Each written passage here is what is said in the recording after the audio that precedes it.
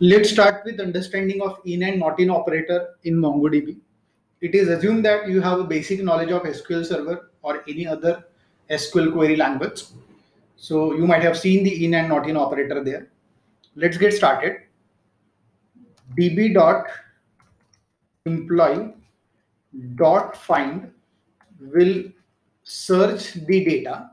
Within this find, you need to provide a JSON. JSON comprises of two things. First is the field name where you want to search the data. After colon, the data to be searched. If this data to be searched is again some complex logic, then you need to provide another JSON inside it. So now here I'll provide $in operator now, where we will have some inputs. So I want to search the employee with salary 20,000 as well as 10,000 as well as 20,000. So this is my inquiry. And in order to see the record in organized manner, let's use the predict. So what will happen is it will search for all the employees having salary 10,000 as well as 20,000, and it will show us the record.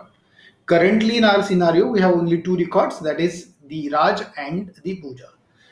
Now, instead of $in, there is one more operator available in Mongo that is called as not in operator, where you need to write $NIN, that stands for not in operator.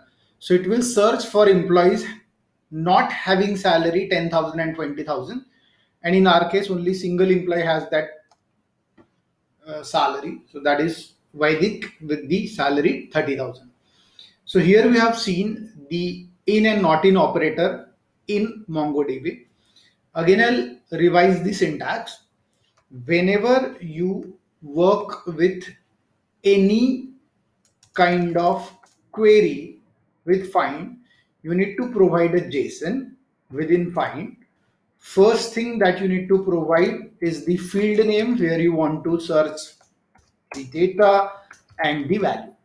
And if you want this value to be some complex logic, then replace this with one more JSON and write your searching logic inside this JSON.